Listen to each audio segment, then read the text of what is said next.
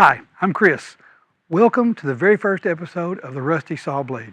This is my shop, Say what you just said again? or at least it's going to be. Oh, okay. Join me on this journey of honing my woodworking skills and turning this unfinished garage into a real functioning shop. And I'm going to do it with your help. I'm setting out to find all the best advice and how-to videos YouTube has to offer. I will prove or disprove the best and worst practices, tricks, and pro tips I can find. As you can see, I'm still in the process of finishing this garage. I just passed my framing inspection and electrical work is being done as we speak.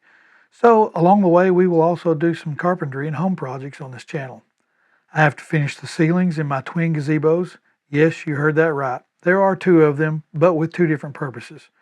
I will also be finishing these retaining walls with stucco and finishing the outside of the garage with soffits, fascia, and siding. We may even get into some landscaping work, transforming this courtyard area with a fire pit, stone patio, and lots of plants. I already have some woodworking projects planned as well. I'm going to build a couple of cupolas for the gazebos. Say that real fast 3 times. I will totally rebuild this park bench and even plan to build a dining room table for my wife. These are just the beginning of several projects. As far as the shop goes, I am a DIYer like many of you. I have some tools, but not everything a professional wood shop would need. So I'm going to start small, where I am with what I have, and build from there.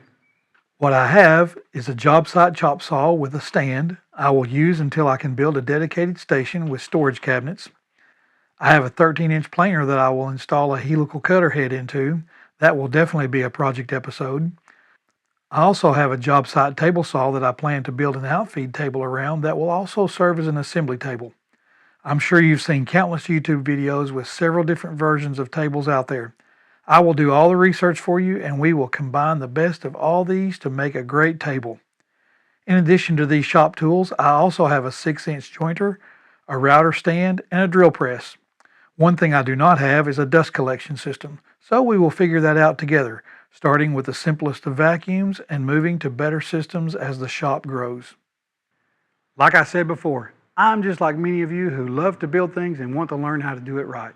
I have a full-time job in ministry, so we may talk about life a little along the way as well. So come with me on this journey.